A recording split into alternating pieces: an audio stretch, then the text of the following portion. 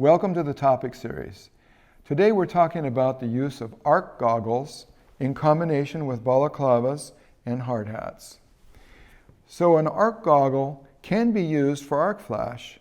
However, it cannot be used under the NFPA 70E requirement.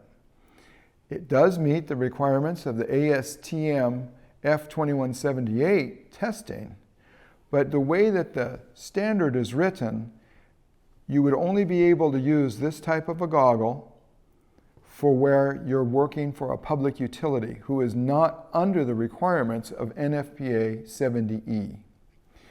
So we build this arc goggle with the idea of providing a product that works especially well in confined space.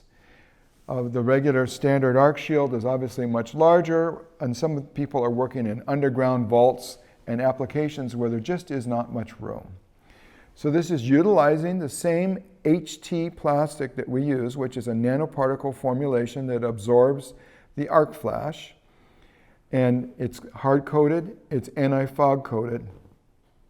It also has this accessory nose piece here that helps cover over the nose, just like as the balaclava is pulled up here in this application.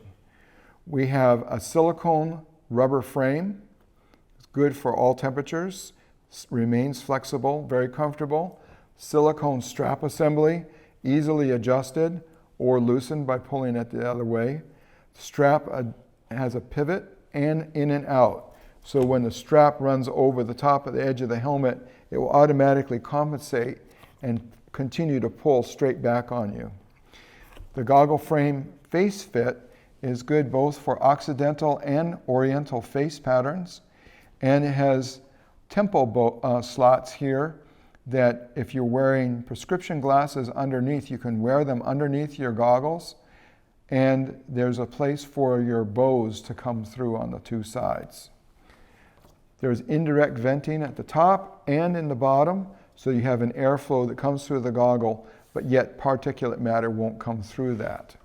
So this is the 510 ARC SN12HT. So it's a 12 calorie rated goggle. And this is in combination with the 12 calorie rated balaclava that we sell together as a kit or individually.